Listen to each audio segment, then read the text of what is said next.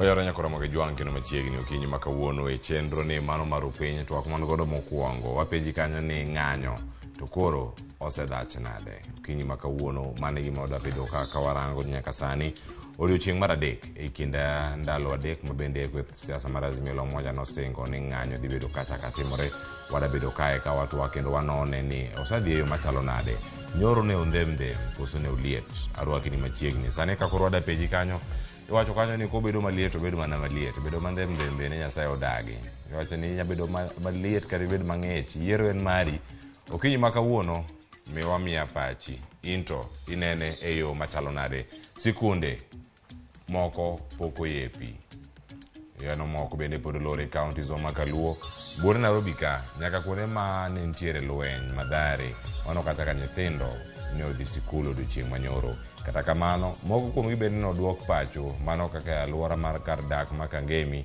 bore Nairobi ka kar chung'd burano ma Westlands tiende nang'o wechego mag ohala jo ohala ywago lal magiyudo kaluwore kod ng'anyo tiende nang'o ne jogo ma pod ywago pek mar ngima wadabedo gi twak makama okinyi makawuono korikono mana kochako sani nyaka ochop kata giko mare tudi kodwa achiel kachiel e chenro mar rupeny ng'anyo osedhach nade okinyi makawuono ka koro mane gima odapenji achiel kachiel e dwokonwa ote SMS line en 3 ka okinyi makawuono wadatwak kendo wadagoyo mbaka ni kodi in jahera mar Ramogi TV jahera mar chenro mar rupeny kamoro amora ma intiere bed koda nyaka giko anyinga Cleophas Loch jakisumo kanyakwar mukeo nyaka changu antiere ka kod wenda ariyo ladies first iwacho ni kama wantie ka kod Recho Omolo mabende oting'o gik mathoth ahinya wiye siasa ne ka nitie weche mag telo nitie weche mag ohala gik mathoth ahinya ma iting'o okinyi makawuono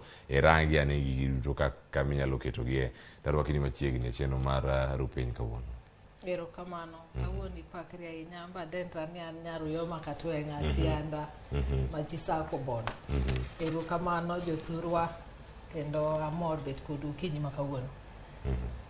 Erokamano ahinya Recho kuom chopo e chenro kamachielo bende nyako Ramogi jwang antie gi wuodluo mabende oselale wang'wa ahinya Joseph Owino oyawre kendo machiegni oyawre ahinya Cleophas mokwongo agone erokamano kendo amoso jothurwa ni kweuru. Okinyi makawuono daher mana mar chako kod sigana moro mane otimo odiochieng' manyoro kweth mopogore opogore nyako Ramogi jwang bende koro osebedo kanyo ka pingo kendo duoko owacho kanyo ni okata gi pinge giwacho ni obila osebedo katiyo marach kod teko ma gintiere godo e kinde mang'anyo dhi nyime mano sigana mokwongo mano mar Walter Nyambaga ma bende ne olosonwa odiochieng' manyoro wawinjane kaka duonde kachiel koda ka riwruoge mopogore opogore bende koro osegolo duondgi kotenore kod wechegi mag ng'anyo mag Azimio makawuono donjo odiochieng' mar adek mano mar juma ma wantiere ni wawinjane sigana en ng'anyo mosekelo lit ne familia bura mantie bombe to kod gwenge mag piny Kenya kama obila ema koro ol kuyo wengegi ka iseyogi kuom tiyo kod teko mathoth kuom jopiny e kinde mag ng'anyo. Riwruok makelo ne ratiro mag oganda Amnesty International okoni maromo ji 30 osewito ngimagi yare dwe mar adek higani mane ng'anyo chakore pachoka. E ote mare ne ute mag fwambo Amnesty International wacho ni tarik 20 dwe mar adek 2023 ji 12 ne owito ngimagi bang' nek e kinde mag ng'anyo ka tarik 27 dwe mar adek 2023 bende maromo ji 12 ne owito ngimagi e ng'anyo mag Azimio to odiochieng' manyoro maromo ji 6 ne owito ngimagi kinde mag ng'anyo. Ka sechego riwruok machielo mar Aki Africa bende koro dwaro ni mondo okaw okang' mager pino ne obila madonjore kod japiny kendo rodho roth Kisumo e kinde mag ng'anyo. Yale tuliyoyaona katika siku chache hizi zilizopita ni polisi wanaotumia nguvu kupita kiasi, wakikiuka sheria za nchi, wakiua na kupiga risasi hata watoto. Riwruok mar Azimio la Umoja One Kenya Alliance kotelne kod jatend kweth manoke od bura Opiyo Wandayi bende osebila kuom muomore karandier kuom japiny mang'anyo maonge ligangla mag lweny. What we are witnessing is basically crimes against humanity and in fact genocide in the making, because these attacks first of all are premeditated. Yesterday in Mathare constituency, you saw there was one person who was shot in the leg peaceful and unarmed. You also saw a person who was protesting that his child had been choked by tear gas that had been lobbed into their informal settlement in their houses. There was a person camouflaging and masquerading as a member of the media who abducted that person, and that person to this place or this time is incommunicado. Magitimore ka ng'at achiel bende owito ngimane kaunti ma Kisumu, kendo kelo kwan mag jok mosewito ngimagi ochopo jabiro nyaka ng'anyo makwedo sirikal chakre jumane. We have noted with utmost concern the unprecedented level of police brutality targeted at innocent, peaceful, unarmed Kenyan citizens. E juma mokalo, badriruok mar piny mangima makelo ne raticho mag oganda kata the UN Human Rights Office bende ne oseyo piny owacho ka gikwedo go okang' mager mobila ma pacho ka tiyo kod teko mathoth ka girakore kod joma timo ng'anyo. We have seen a rogue policeman in plain cloth shooting an innocent Kenyan. We are asking the international community to note the violation of human rights. Wach ma bende piny owacho osedonjo go e tong' kod riwruogno ka gibende giseyo kweth mag Azimio makelo tulo, ketho mwandu to kod monjo obila e sama gin kod ng'anyo. There are people who have died, there are people who have been shot, there are colleagues of ours who have been arrested, and the only conclusion you can make is that there is a clear command structure. E kinde kweth mag Azimio la Umoja One Kenya Alliance pod osundo piny owacho mondo yufung bech ngima kokalo yor ng'anyo. Ng'anyo mosekelo lal e yor tho to kata mana hinyruok ne oganda, kendo jiwgi mondo gitim mana e yorno manyalo kelo kwe. Nyakora mga jwang' rieko loyo ng'eyo, nikech nyalo we ni ng'eyo to kare kia ni kia. Walter Nyambaga, Ramogi TV, Kangemi, Nairobi. Ramogi juang mano Walter Nyambaga nitie Kangemi odiochieng' manyoro wacho nyalo ng'eyo ni ng'eyo to kare kia, kata nyalo bedo ni kia to kare kia bende ni kia. Gi weche mathoth ahinya mantiere kar kanyo. Kata kamano sigana morumo sano kane winjo odiochieng' manyoro kiwacho ni jauchiel nyoro no en tiende ni chieng' tich adek mano ka gilose, mano sigana maloso odiochieng' manyoro e weche manyien mago mag ang'ichwel kod mago imore ka wan kod kaka wan gi kinyi ma kawuono e chenro ni mano mara rupiny kwan gibiro yo mopogore opogore to kata sani ang'e ni ang'o yudo thuolo mondo mi warangane chal mar ng'anyo kata kaka ng'anyo bende osedach pacho kae. Recho, oganda maromo 30 osewito ngimagi e gwenge mopogore opogore mano e kinde mane ng'anyo gi ochako dwe mar adek. Mano mana higa ma wantiere sani wasechopo dwe mar 7 pod gidhi mana nyime kama ng'anyo osechope. Inyalo kete piem machalo nade? Mokwongo weya achiwa kuyo mara ne jowa ma osewito ngimagi e yor maandamano, kata jogo manie osiptal ne thieth nikech ne giyudo hinyruok e wach mar maandamano ni. To oken wach maber ahinya kata ka ng'at achiel kende ema nowito ngimane, kata achiel no is way too many. Omiyo ok wanyal wacho ni koro wasechope ji 30 koro mano romo. Oyo, kata ng'at achiel kende manowito ngimane, ng'at achiel no deserves to live. Gima waneno katimre sani oken gima ber ahinya. To oken gima ber nikech dhano wuok oko ni mondo ging'i kaponi or ginyis displeasure e gik matimre gi kaka itayo oganda masani. To at the same time okonyiso ni seche miwuok oko ni mondo inyis ni okimor gi kaka itayi, in bende mondo koro ikel tungni kata mondo ihiny jowetewa moko. Mokwongo police waneno ka kalure gi manyo timre nyoro last week on Wednesday. Manyo timre on Wednesday gi kata joma nowito ngimagi nyoro, mamoko bende I'm sure have not been reported kaka Mabondo. Ma en kuyo mara ahinya ne gik motimre kata Bondo otieno manyoro. En ni seche ma polisi owuok to en dwaro mara kata kwayo mara ni mondo gineni pend chik wacho nang'o kalure gi kako nego giti gi joma odhi oko kata joma ni mandamano. Mokuongo chik oyie, pen chik 37 oyie ni mondo ji owuog oko mondo gishow ni we are not happy for whatever reason monego mamiyi wuok oko ni dhi e mandamano no. Chike moyie to miyo chik no king'iyo public act, I think it's called there's an act which talks about wachoni kaka koro nego sirikal tigi joma ng'anyo. Ineno matire ni joma tayo oganda e yor police onego bed ni ging'eyo ni seche wadhi kelo kwe, to kinyal kelo kwe gi gorruok, okinyal kelo kwe kinego jomoko, okinyal kelo kwe ka un bende encourage looting, nikech mago be gik mwaseneno kata ka police bende kawo gig jopiny e yo mok ber.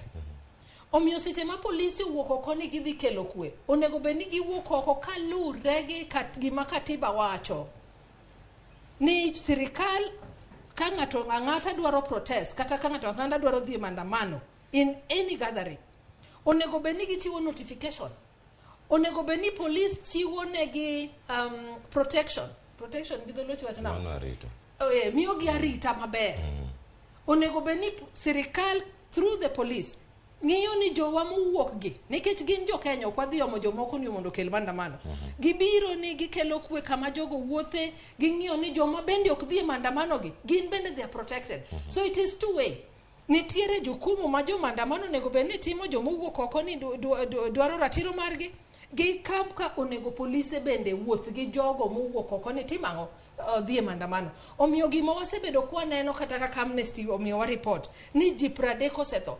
I believe there are more than that. To konego warit ni gibed ji mang'eny ahinya. Onego bed ni by now police oseneno ni jowa mang'eny tho in the way ni giwuok ni gitimang'o gi protest. To ng'eny joma osenegi gin joma onegi bunde. Ok aneno ng'ama wach ni joma nowuok ni protest ka onego ng'ama chielo kalure gi report mochiwnwa. Mano matine ni police owuon onego ng'e ni how do we deal with the crowd. Jok mowuok, whether giwuok gi kite, moko nego bed ni giwuok godo, whether giwuok gi machete, moko nego bed ni giwuok godo, nikech seche miwuok ni dhi manyo ratiro mari, ok idhi manye gi lweny in bende. Idwaro ni mondo ikel kwe. Idhi wacho gima sirikal kata chik wacho en ni jogi onego bed ni giwuok gidhi kamoro achiel to giwacho ni kawuono wadhi luwo Ludhuli Avenue for example. To wadhi wacho gima kama emwadwa tudrego gi jopiny.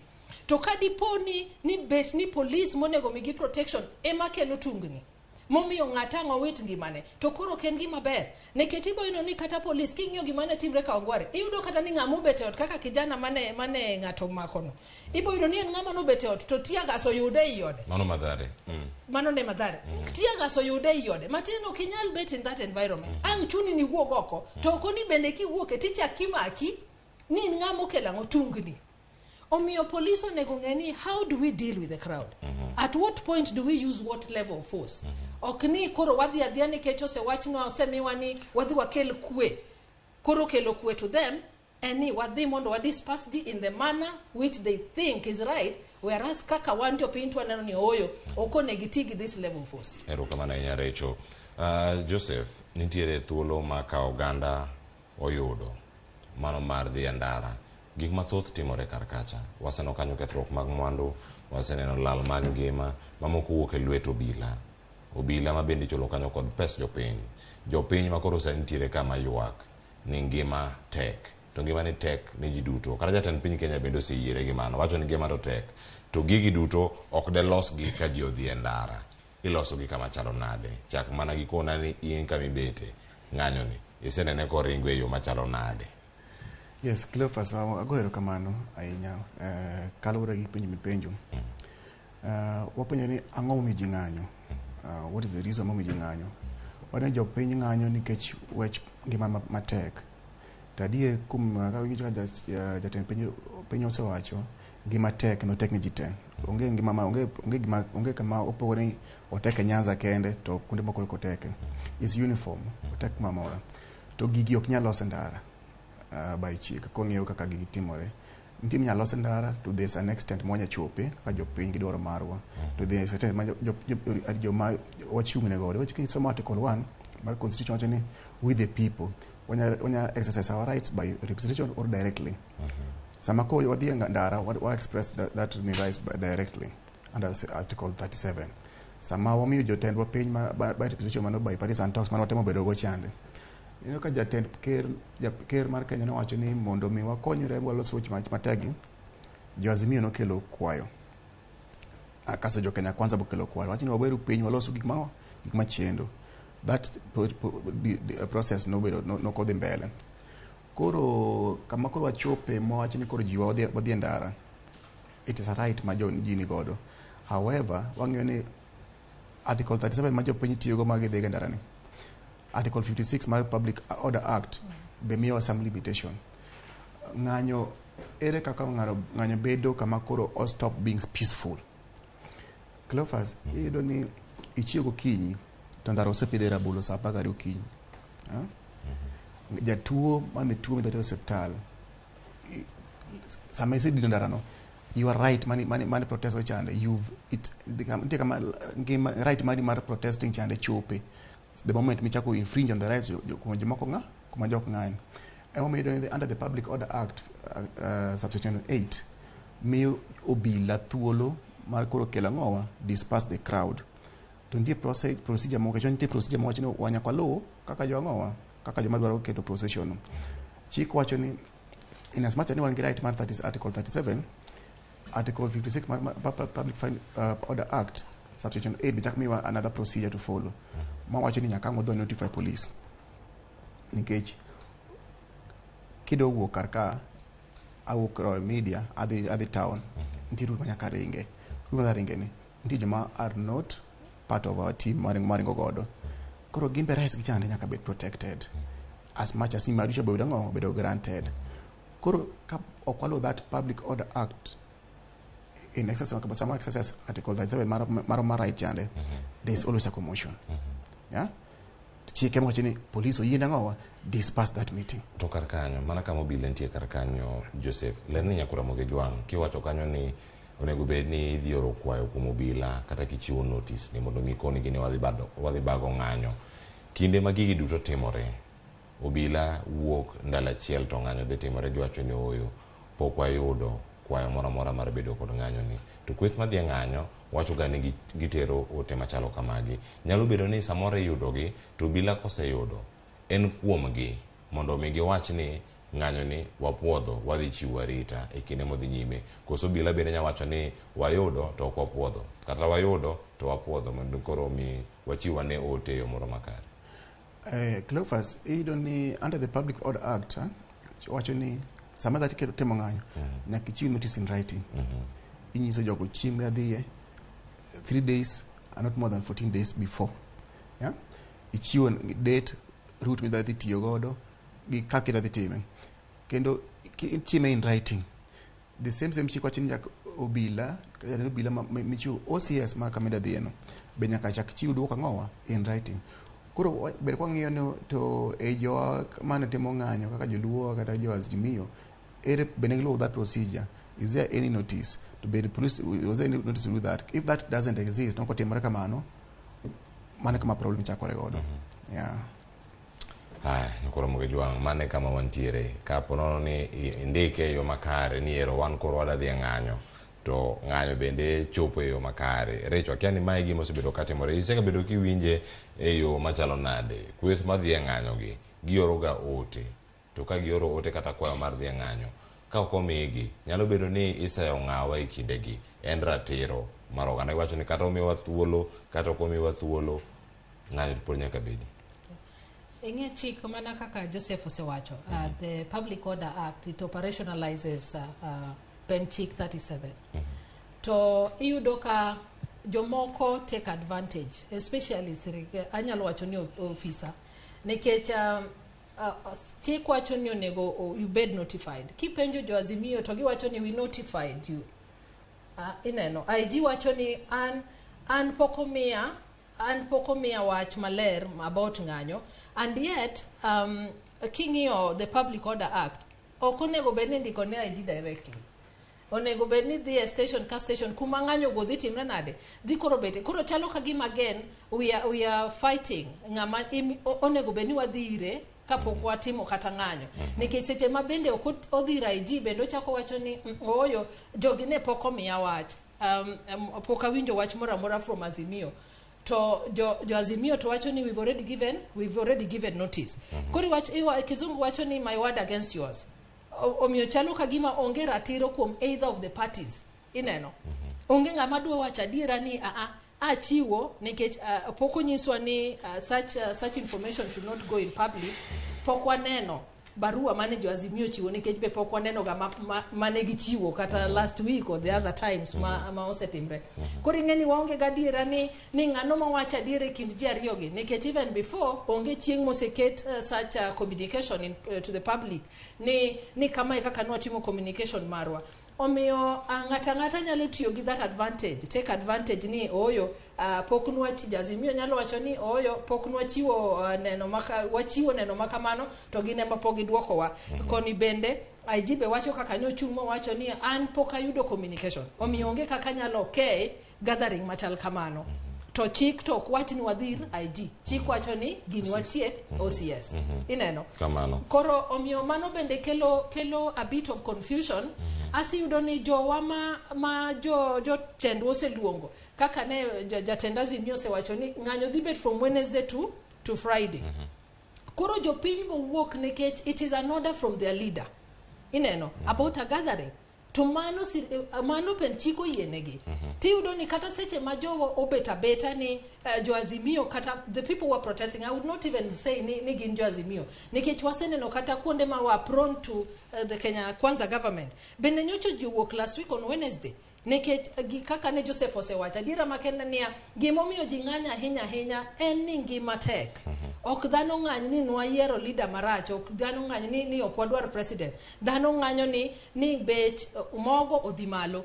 Bech kaka wanyalo dak odhi malo. To bende kwaniyo finance bill manyose kalo, which is now an act. Bende dhi medo ngima bet matek ahinya. Koro reason momiyo ji ne ng'anyo to kelo ji moriwre both Azimio kod Kenya Kwanza. Koro kwanyalo wacho ni joma nowuok oko ni dhi ng'anyo gin pro Azimio more than they are pro Kenya Kwanza. Erokamano ahinya Recho. Joseph, thuolo ma oganda yudo mondo mi obede thuolo mar weyo tulo e kinde ng'anyo. Wano kanyo ka Amnesty International osewacho kanyo ni ji 30 mano are dwe mar 3 kanyo ka chopo nyaka dwe ma koro wantiere sani ni.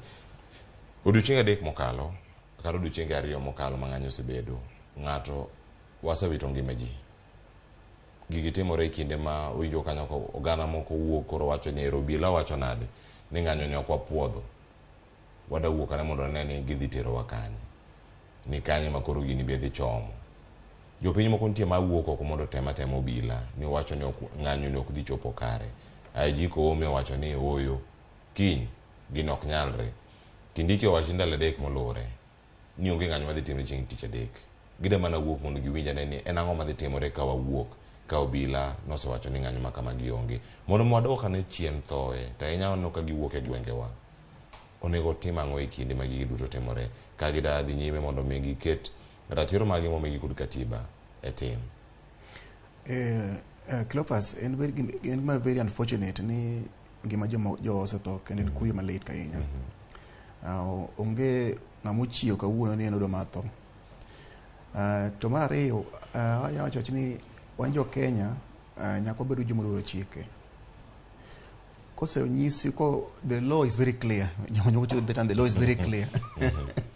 Chik is very clear on what needs to happen. To chik kose wacho ni ma e kaka wadhi tiyo.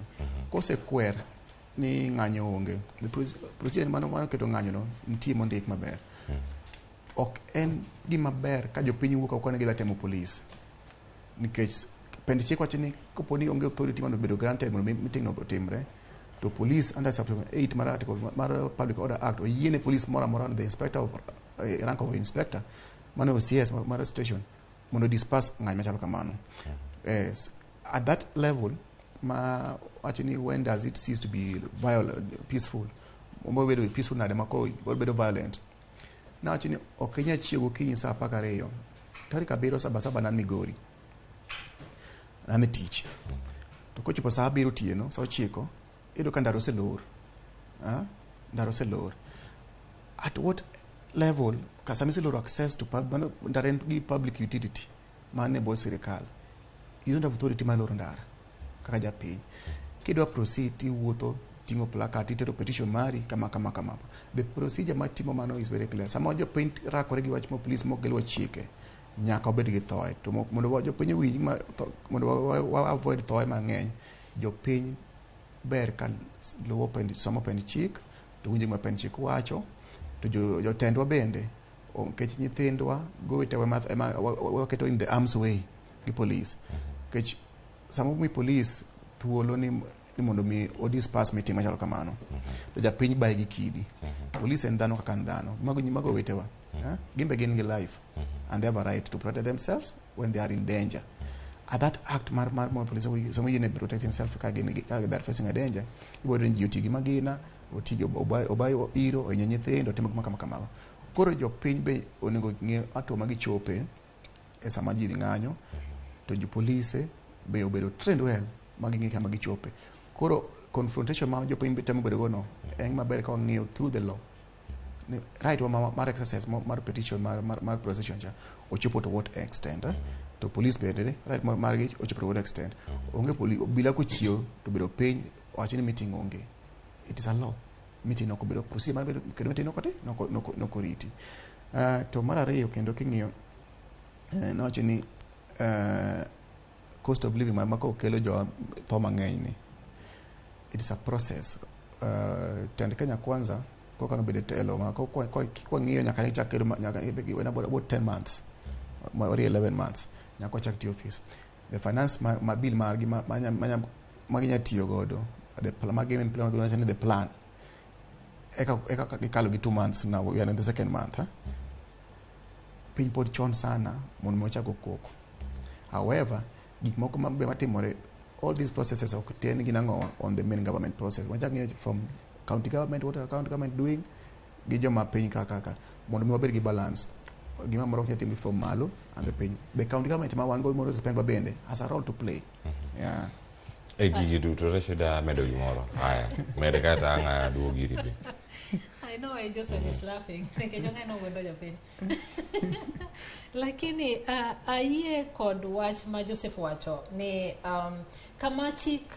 kama ratiro mara ogike ema mare ochakre tiyudo ka mae to sana ochalo ka gimo apply to joma onge police I don't know how to say that in Kijaluo to ochalo ka gima ratiro ni kama ratiro na ogike e mar police chalo ka gima chakre nekech yudo ni joma no negi duto they were all unarmed even in the spirit of dispersing a crowd okoyie ni mondi tige that excessive force just to disperse crowd ineno kaka on last week on Wednesday for example Kisumu kumane owang kata manyo wang on Wednesday kendo this week iyudo ni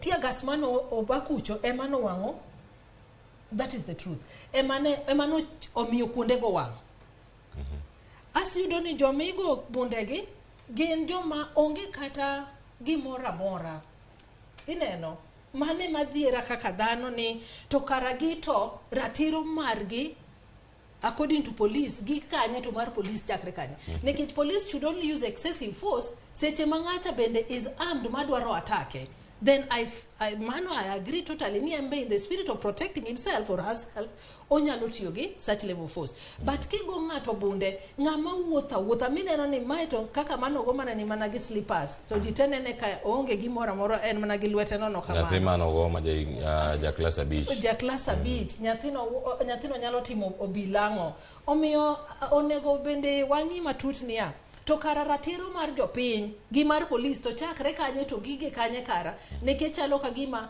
there's overrides mag jopiny mano should not happen nekech katiba onge katiba selectively ni chike gi magi koro magi jopiny to magi koro rito bila to gima ng'eyo ni kata the Public Order Act operationalize the Article 37 of the Constitution is very clear on how they are supposed to conduct themselves. To gimawa seneno from my perspective, any jowamari to pin maybe onego gidoge training moro manyalo konyo gi on how to handle crowd kamano mano be mada penji kanyo kidhi kode nyime Joseph Ange duoke obila nyalo bedo ni kuonde mag tiegruok ma pacho ka mag obila nitie mano ma Kiganjo nitiere mago bende madhe kacha mag AP mantiere gwenge ma Utawala kuonde mag intiere ka camps mopogore ka kata training ka biro kata kambi gigi magi timo bendi training kata tiegruok bimiyo obila kaka ginyalo bedo ka girakore koda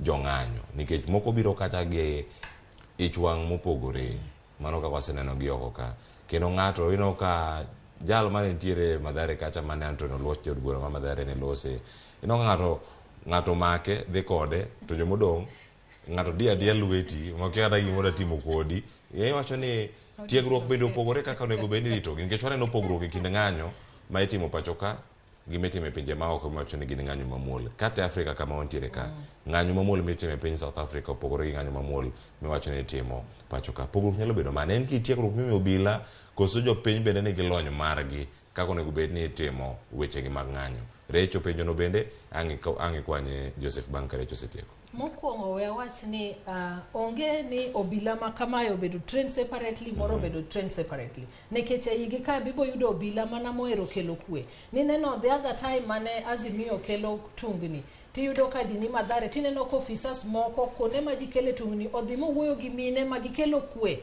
e piny ma Mathare I think mano ndalo mane the president was being sworn in omiyo okinyal wacho ni nitie tiegruok mimiyo gi mopogore en mana ni nyaka wabed gi horruok kaka jomatelo kata joma kelo kwe ne piny nikech mokwongo en seche midhi gorino igorine mano nyalo bet your futures daughter in law son in law onyalo bet watni in one way or the other to waduto wan jo Kenya koro kikwadi ni iyuwang' ahinya ni ng'ato kelo tungni maybe because ineno ni ng'ama nie telo maybe en osiepni kata watni kata you feel ni mane monego bede telo tiyudo kamane gima timre ahinya sani e Kenya ni even jomonego bed impartial kaka police iyudo ka they are kind of taking sides iyudo ka jomoko chieng' Azimio gibe gi hera Azimio to yudo ka jomoko bende they just support Kenya Kwanza whereas police officers or the agencies are supposed to be impartial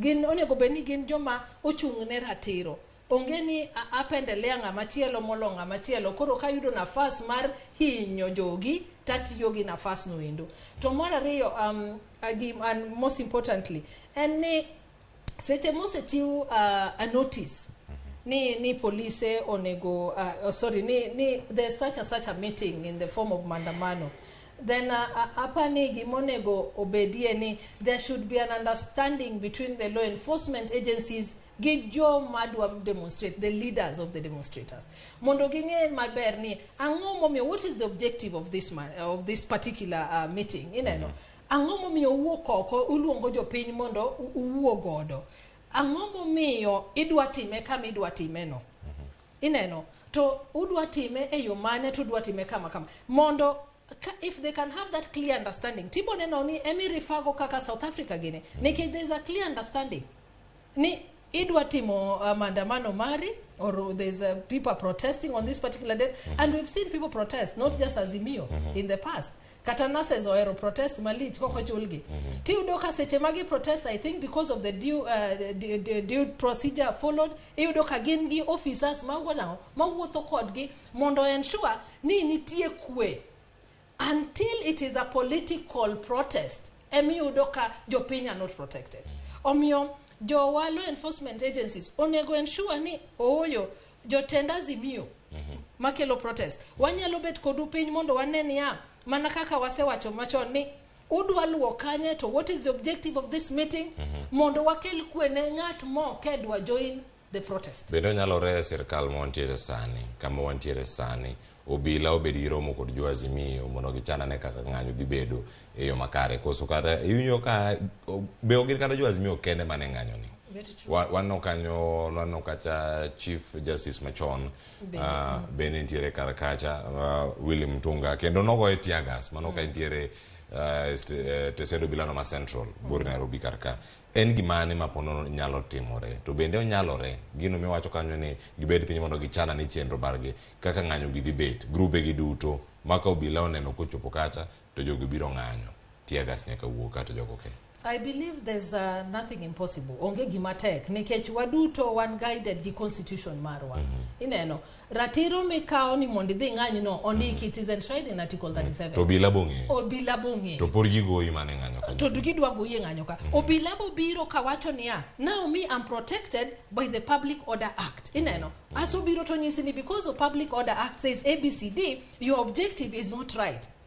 Omiyo okane kwadhi mi go ahead mondi bed gi ng'anyo machalo kamano. Or alternatively yes ng'anyo ni dhi betie to venue mudwa timeni oyo ng'ato nosebuke koro kanyo okunyal betie to kose kweru kamano ana kwayo jowania mondo wabe tolerant enough ok ni kokweri ni venue for example kaka nwaneno ndalo machon ni venue ni osebedo booked then okitimango kori neno niya omai kamidwa dhiye kori chako kelo tungni ma necessary angoma mono wawacho ni kaka jopiny ka beno vedo booked let the police officers also be honest with us nikitibo yudo ni nyisi kata ni venu obedo booked to chieng no tiyudo ka venu en pap onge kata meeting matimre emomiyo nawacho ni they need to be very impartial e kaka gi operate omiyo ni koluong kasi miyo for example oro barua ni wadhi bet gi ng'anyo let us be objective let us analyze the reason why they want to demonstrate.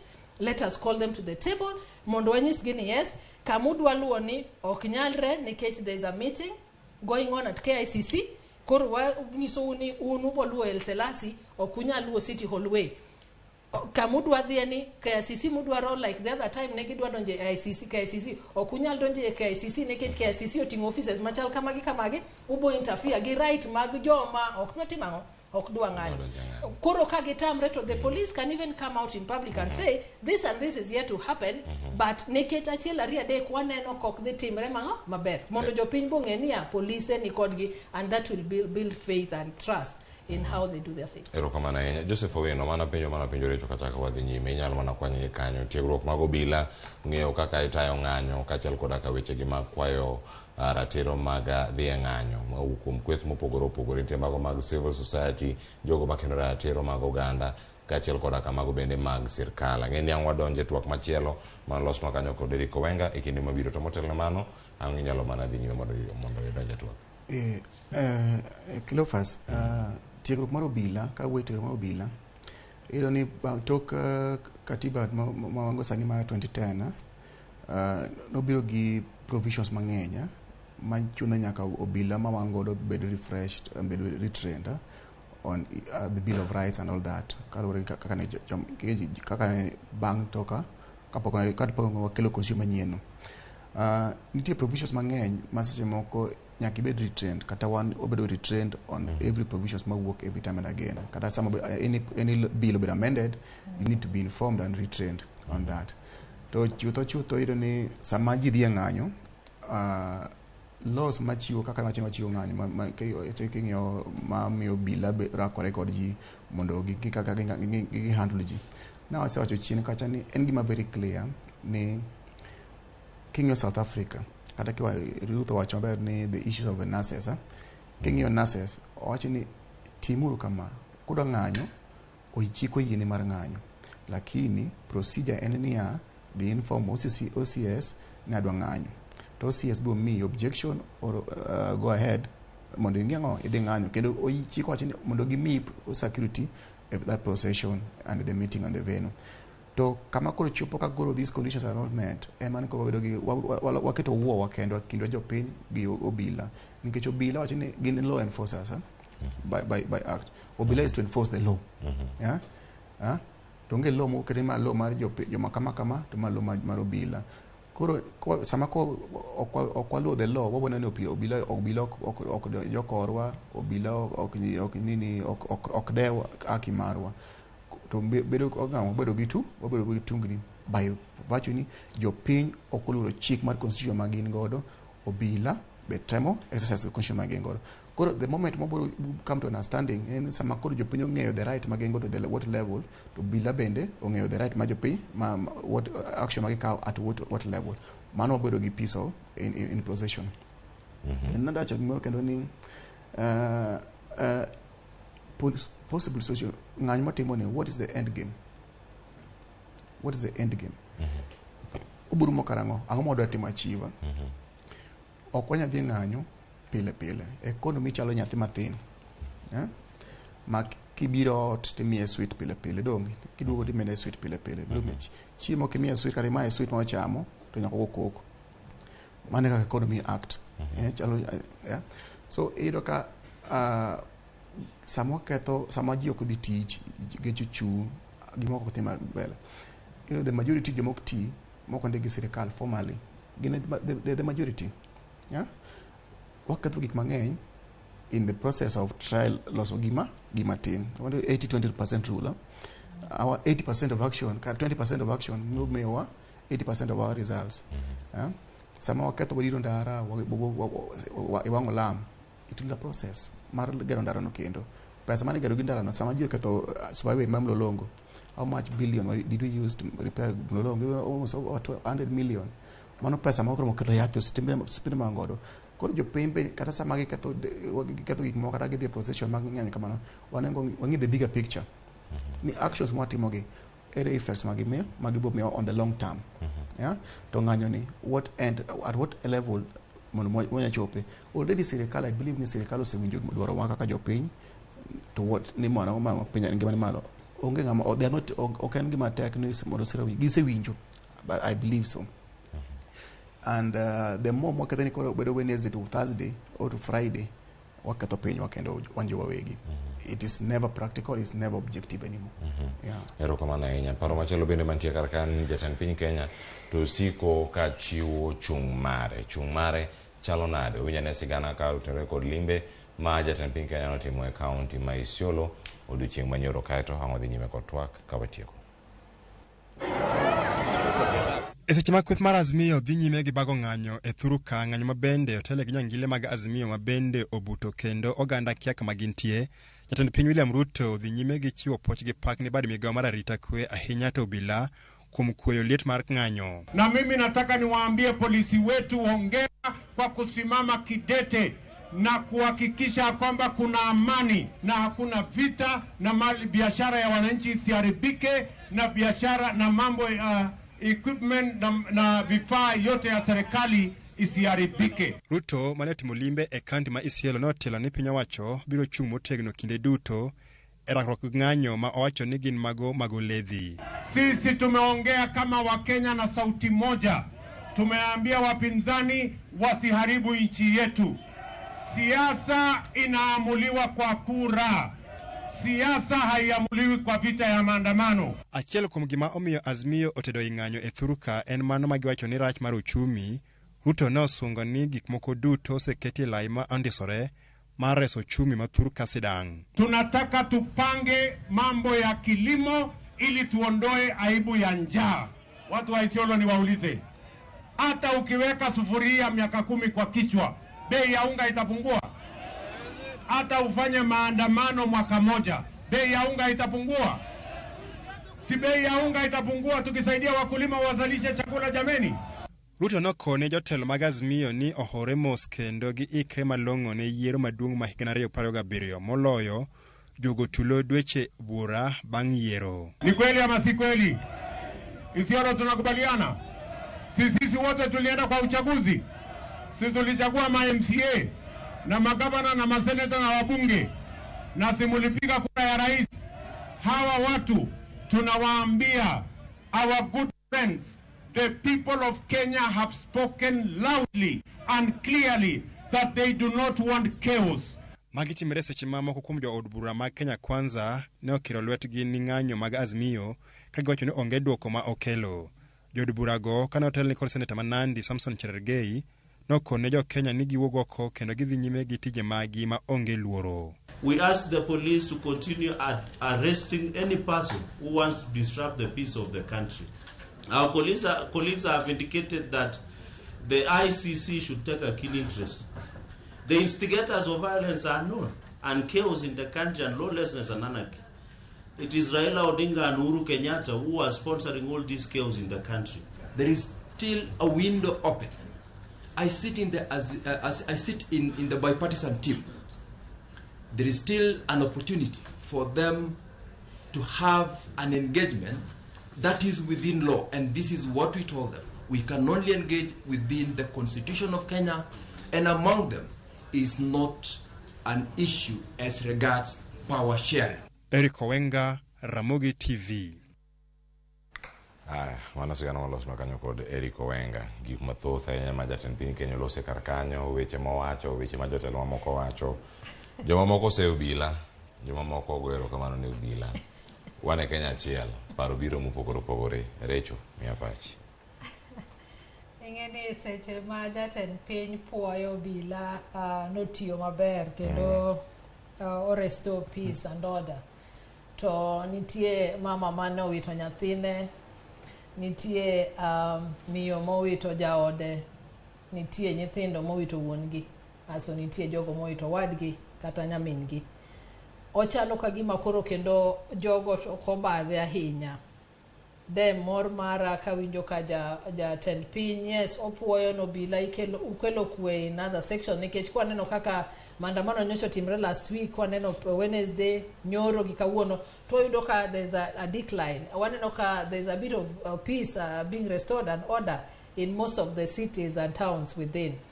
Koro seche moko, yes, kaka jatelo inyalo wacho ni oyo utimo na maber, to nikech ji duto ng'i mopogre, joma minority kande begin mana jogi, majority begin mana jogi, de kwayo mara ni ong'iye gi muolo bende joma otimre nade, joma owito, jogi owito ngimagi, mondo kik bed ni en morne ni jomoko be kara notho e iye kae, mano nyiso ni nobila tiyo maber. Obila ok ti maber ka ng'ato owito ngimane. Obila tiyo maber ka onge kuo motimre, obila tiyo maber ka kuyo betie, obila tiyo maber ka there is general sanity within a region. Mowacho ni oyo obila ka nowuoyo kodwa, owacho ni wadoguru, wasewinjo ywaku. To kwayo mara maduong', waneno ka there's a lot of lack of respect e kid jotendwa. Ineno ka ng'ani wuoyo, ng'ani be wuoyo, iwacho mari. At the end of the day, they're just talking at each other. They are not communicating at all. Ineno, in leadership, there are a lot of categories of leaders. Koro yudo ni majority of them are falling under one bracket, mok ber ahinya, which is autocracy. Oken telo moro ma osetiyo kuonde moko osekonyo to majority to kokonya ahinya, especially ka nitie tungni kaka nitie ni. Omiyo anyalo mana kwayo ni instead of us talking at each other, especially from the government side, to de morna ni ka jatelo mar piny oyudo opportunity kaka nyoro mondo o address the community, ma bende winjo ni ngima ni tek ahinya, to nyiso jopiny ni omiyo gi hopes ni yes, asewinjo ywaku, asewinjo ni ngima tek kabisa, kamae kaka waseng'eyo ni kamae kaka ne giyudo sirikal, to nitiere mikakati mwasekao kata mwatimo in the short term manyalo duoko ngima ne piny mondo ng'anyo cha, joma ng'anyo ok ng'any ni gidwa nikech mana kaka osewach kae, iyudo ni seche miloro kari nja boda okitiyo the whole day, to mane kama idhi yude pesa ni makiny, whether you're working in the salon or working wherever you're working, especially joma near that kind of bracket, iyudo ni mari machieng'no to timna nade iwito. Omiyo onge kaka kiny ichak iduoge tijno nikech ionge gi fare, ionge gi fuel mar tiyo. Omiyo de kwayo mara ni gima government onego timie maduong' sani ahinya is to restore hope amongst the people. Ni mondo ginyis jopiny ni ang'o ma gitimo manyalo miyo ngima matek ni odog piny. Let us not have focus on finance bill. Ni finance bill ni ochopo to ngima udhi bet mapiny, nikech at the end of the day the amount mabedo collected under finance bill or the finance act oken gima ne gidhi collect kawuono ni ito gichako tiyo go kiny. Ineno, en gima bedo collected gradually, mapo kao thuolo, and it is there to last for like a year. Mondo wanenia the money gi target, which was around 700 and something billion, if I'm not mistaken. What is the deficit? That was the deficit, but that is actually what it is intending to do, what? To bridge. right? Ni kataken about 500 million that billion that they were trying to get with the finance bill. Then onyis serikali nego nyis jopiny sani jo wane kaka nyocha gitimo kacha ni gikelo they reduce the fertilizers, gi encourage jo even to do irrigation. It does not just stop with the rainfall. Angoma serikali timo mondo wabed a food secure nation. Angoma serikali timo mondo education obed cheap for our people. Angoma serikali timo mondo kang adhiambo wuok ka odhi Kenyatta hospital to onyalo yudo thieth maber. Mage weche ma jopiny dwaro winjo, to an gi geno ni seche ma jatend piny especially owuok oko monyiso jopiny ni oyo aneno ka gima kama hinyo jopiny, especially on the fuel, nekech fuel is what having the ripple effect on all these things. Mabo miyo gimora mora beche dhi malo.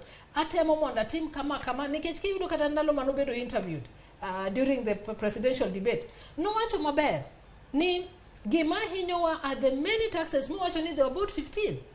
No, they look into them mone kako reduce gi mondo jopiny otimango oyud lokruok e ngimagi. Tiyudo kamano kotimre. Omien hero mara ni instead of wacho kaka obilo tiyo matek, to ginyise jopiny niya oyo wan kaka sirikal waneno ni akang makama mwasekawo kata wadwaro kawo mondo wakony ngima jopiny. Aya, erokamano ahinya. Wacho ni kamontie sa dakika adek modong' kani mondo mwakaw yweyo wa mokwongo kaduogo to kata tieka inye miya pachi Joseph. Nitiere weche mathoth ma jatend piny Kenya olose to ahinya gidok chien kendo giwacho ni gigi duto notieke ombulu. Nyalo bedo ni ombulu osego, jatelo manyien osedonjo, to pod okawo thuolo mag dweche 11, dweche 10 kapod iparo mana jopiny ni gin ema gikawo loch e kinde ma oganda nitiere, ka oganda nie ng'anyo, ka oganda nigi paro ma opogore opogore. Inyalo wach ni ok en piny Kenya te, jomoko chako wacho ni ero gin mana e counties ma Kaluo gi counties masiro Azimio. Paro ma kama e kinde ma oganda mamoko pod nie ndara, ka mwandu pod kethore, ngima pod medo lal, en paro ma inyalo wache ang'o kachiel koda ka weche mamoko bende omulo odiochieng' manyoro ka en Isiolo. Cleophas, chutho ber ka koro jatend piny mar Kenya kelo kwe kendo kelo jo Kenya mondo bed achiel kanyakla, nikech koro wantie sirikal ni en e telo, onego bed ni en e wuon ji te koro. Sani en ema ochung' mareko. En gima ber ka koro wawuoyo gi duol mar kelo kwe kendo nyiso ni en e jatelo ma koro tiyonwa kanyakla. King'iyo gik ma jatelo wacho, adier nyaka nodonj jatelo, iwacho ni nowacho ni nomiyo ji gik ma ber ka otimo gi gik ma odwa timo kaka jatend piny. To ker wacho ni sama notimo kamano, in any plan ma tiyo godo kata kama utiye kar kani, wacho ni wadwa chopo ma strategic plan maro gima wadwa timo chal ni wadwa timo gik kama 1 2 3 nyaka 10 kama dong. To wachako kama wa prioritize ni waketogi kama machako gi mok chak, then wa sequence gi to pesa ma dhi timo dhi wuok kanyo. Wacho ni you prioritize, sequence and then finance. Dong. Koro king'iyo nyaka ne wacho ni nyaka ne wadonje dweche 11 koro 10 ang'o mosetimore. Ere gaps mag setimo kaka Ruth wacho ni ere ang'o basani eko nyiso ni ang'o ma sirikal timo mondo mi okony jopiny ang'owa obed mondo mi jopiny obed ang'owa owinj yot e kinde magi timo. Koro Recho osetemo maber kendo wacho ni adier en ang'owa chik wacho ni mondo mi koro ber ka koro wanyiso jopiny sani we gima sirikal be ka wacho ni wadwa timo gima kama timo gima kama. Tiyudo ka nitie be propaganda mang'eny Cleophas ma seche moko ka jopiny temo wacho, jatend piny temo wacho gima odwa timo, tiyudo ka jomoko wacho ni gigo be timore to pok kata ndalo dhi mar ang'o matimo kaluwore gi gik mosekalo history mosekalo in the history. Koro keto jatend ker akirikik mar is it true ni gik mowacho udhi deliver, or is it true ni we are able to deliver on the projects mag wan godo. Koro on that, for your bila on what they've done so far, the government infrastructure kwa kethore as much as ni kinyo ni mukari kidhi rongo manego ng'ato bonde ng'ato dhi ka polisi muko nyaka saimbo maka polisi tingi wuotho kendara. That's the destruction of public property and is prohibited by law. At what level ma jopinwa atemo kwa jopinwa ni wang'euru okang' ma chiko yienwago dhi kendo wang'eyo okang' ma chiko yiene polis mar tiyo kodwa kwa kalo okang' machielo. Kose we get that understanding, wabedo gi kwe Kenya. Ai, erokamano ya sawa soro kanyo sario ka yweyo kata doko kwanya gi kanyo. Ikona kanyo koro wakawe. Aya. Inya wacha mapiyo kare mondo adwa mana nyiso Joseph ni ok en gima ber ni jatend piny chiko ite ne gik ma ji teti mango ji wacho, nikech at the end of the day leadership wacho na ni everything rises and falls at leadership. So seche mochiko ite ni Nyarawila to wachange wiya, Cleophas wachange wiya, Joseph wachange wiya, koro konyal bedo focus to kara odhi bet matek mbele ka, nikech odwaro bende a strong opposition. To strong opposition will come with a lot of propaganda.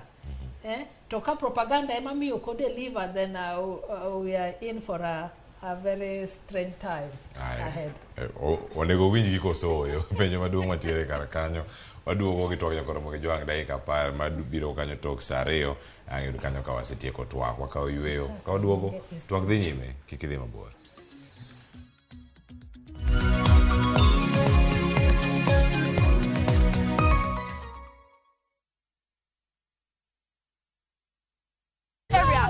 The marrying off of an underage girl has caught these women's attention.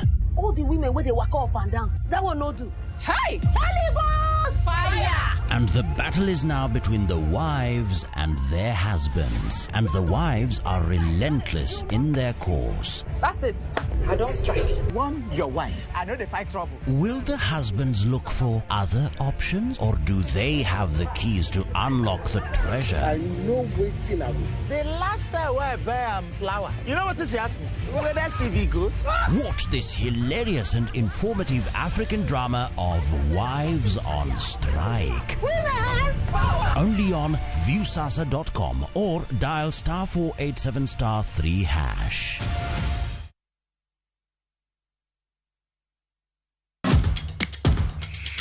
Epewe mag tuke mayero Hero maradula kendo ipako gilo.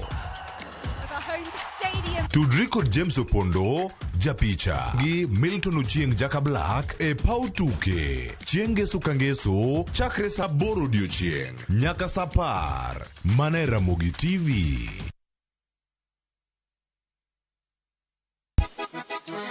Double King Sango nini bandito Bote mingi baninga Machiegni urunyo kwa Ramogi Juange wangjwe mar Ramogi TV ma entiedero Ilongole rumba at room temperature. Every Saturday nyakora Ramogi Juange inyalo oro request mari Ote machuoke aria deka uchiel nono Lunganya boy handsome on the way Aruji bended breakfast Lungani Stella Brenda Ochi Nyinga PDG Papa Vic Seki mwenda ya motema na weni fidelite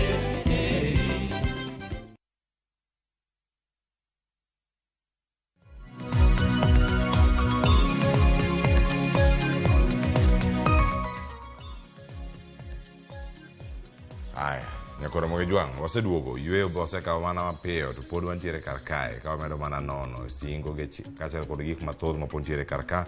Adaka le ote moko iwacho ni ote moko bende oganda osebedo kaka oro kata kamano ng'odhi nyime kodgi akale ote mago mag SMS mantiere kar kae achiel kachiel. Owacho ni oyawre uru duto an asuke mar Arieda Republic penda Mr. Joseph nie en president mane e Kenya kae ma osega chako tich to ngima medre dichiel.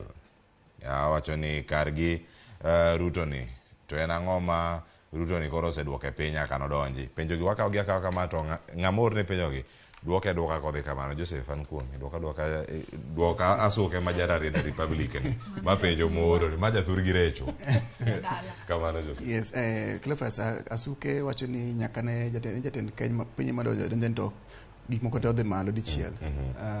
Asuke ok en adier ni jatend Kenya donjo piny odhi malo dichiel.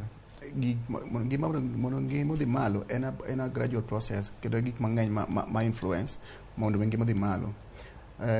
Sama wadonjo wayudo ka sechego waonge pok ne wangi drought ma longest in that period. Ji nokopuro. Tiyudo ka jotend piny osetemo apart from the county mar Siaya, if I'm not wrong, emaonge mbolea subsidy. Mano kwa mbolea subsidy. Koro magi maipo kwa Japan watem ka chicken the entire was subsidy in almost all the counties. Yeah. As we progress, ni wangi ni counties adiwa, wangi kulima wangi potential, manya timango manya produce a lot of food. Mono mi waketi chi mijingo kum doko kar keyo magji mono de malo. Koro wangi timo proceed gradually. Koro when I don't set you 4 million people on also bags of fertilizer no se goal. As I budget masani chako 5 billion mono mianga o med fertilizer mono koro goal from 4 million bags to 8 million bags.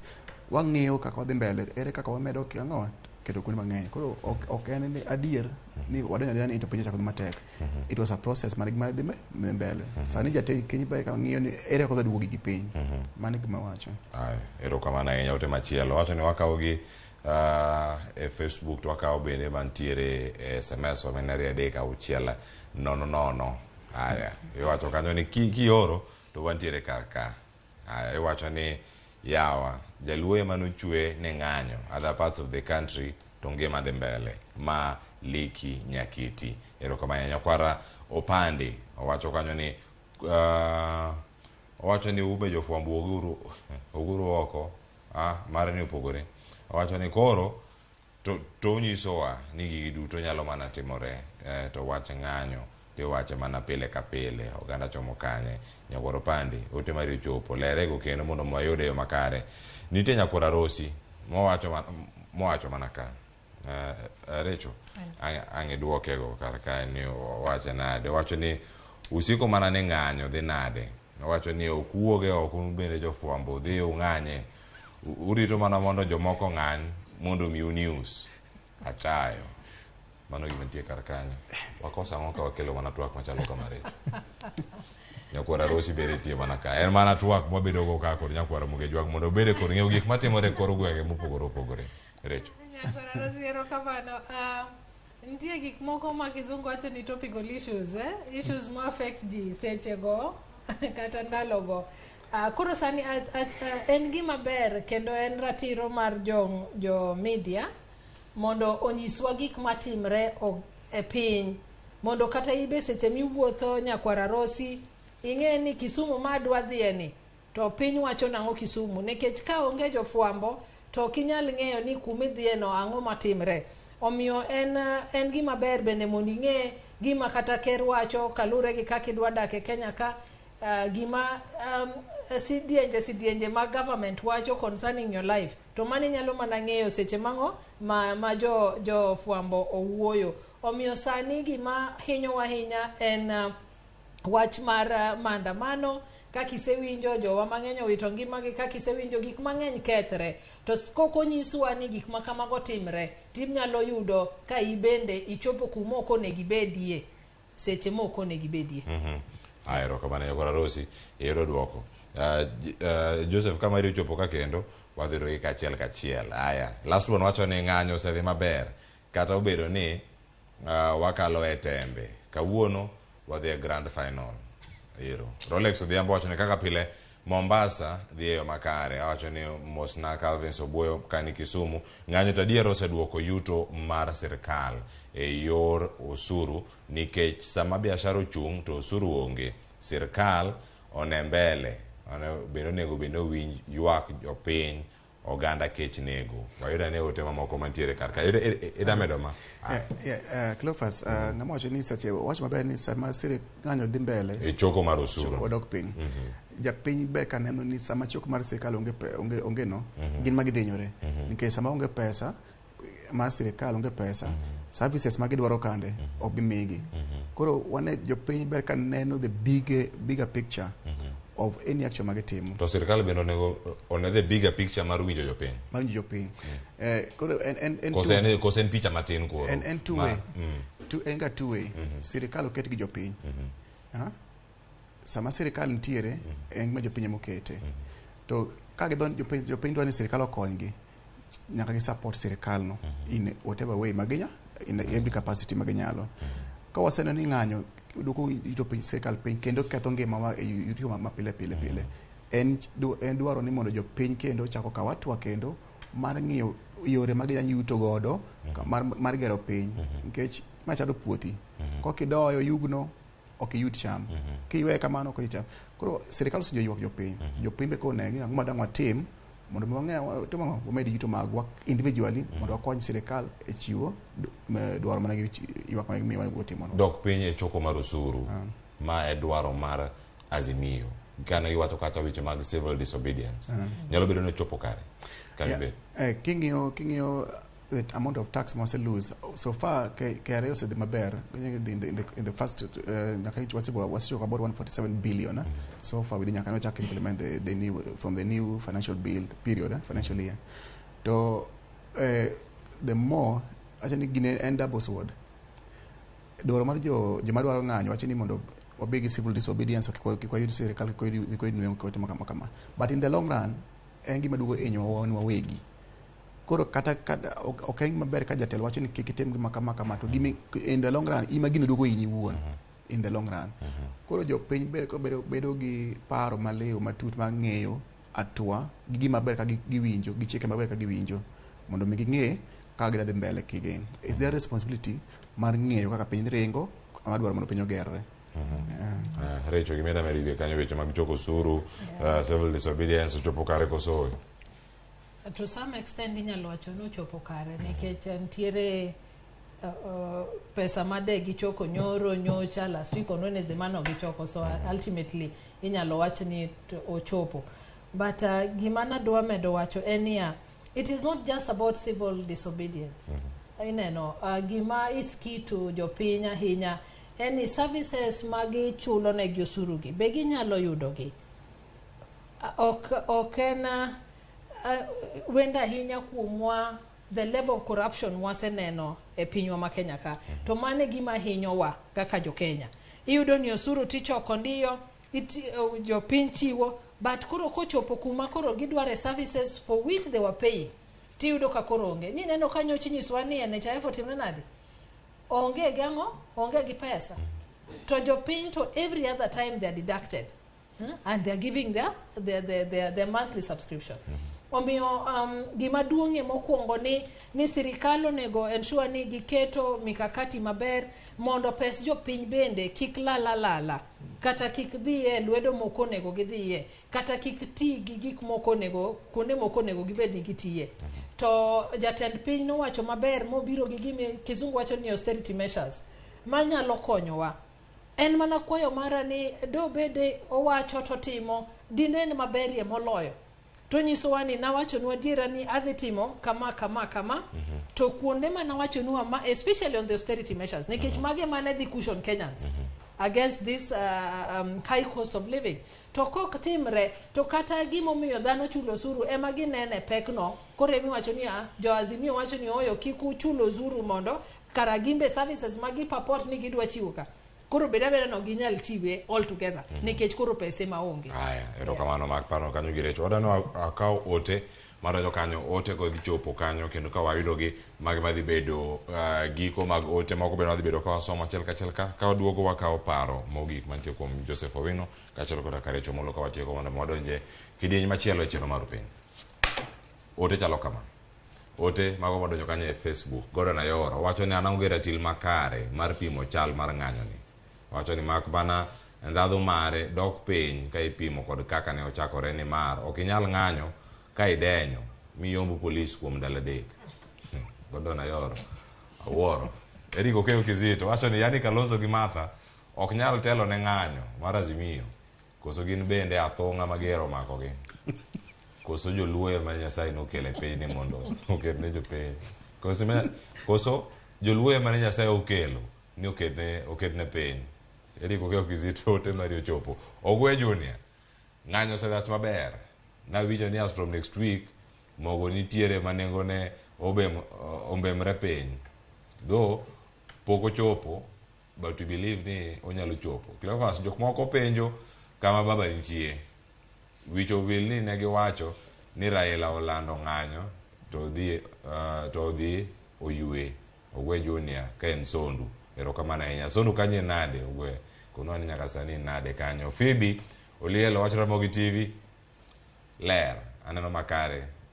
An nyathi Olielo kan nyamongo wacho ni adieri piny tek ng'anyo dhi maber polise maketho.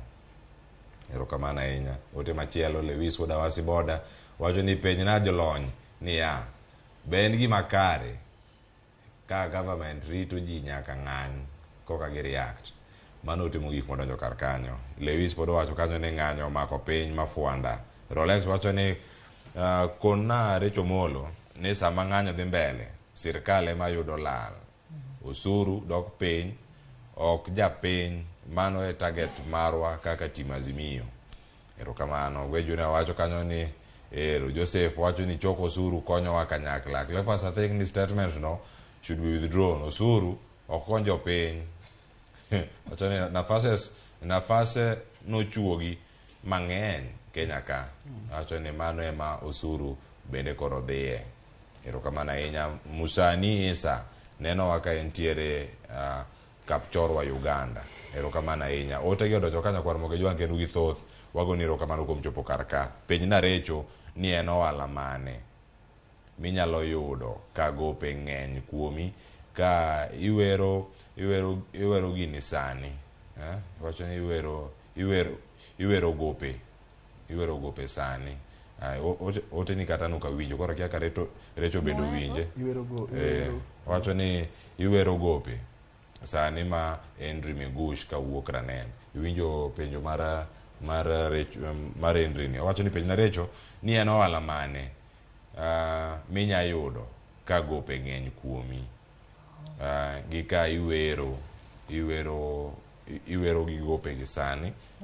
Mano ote mar Henry agendo ni ochopo kore makare. Ramogi penjo na en kama ni onego wacho penjo kanyo ni en kama onego kawe seche adi mano ka ng'anyo puodhi. Mano koro ka udhi e sendo bila to onego bed ni waneno ka jok masiro sirkal ng'anyo to gin imiyo gi obila gimiyo obila notice karang'o jok mano ng'anyo ka gimene gichiwo mane ntiere gwenge mane Nyahururu mantiere Laikipia mantiere Kakamega. Watieko wach mogik mantie kar ka. Recho achako kata ng'atieko kod Joseph. Erokamano. Mokwongo we achagi ng'ama penjo ni ng'anyo nego chiw run for how long. Oyiene ng'anyo according to Public Act ni ichako 6:30 to 6:30 onego bed ni koro wach mar maandamano timre nadi orumo. To kwanyal wacho kendo ni joma ne waneno ni Nyahururu kuonde mamoko go be nochiwo nikech ji ne ng'anyo jomoko ne ng'anyo nikech issues mag transport jomoko ng'anyo because of issues mag salaries.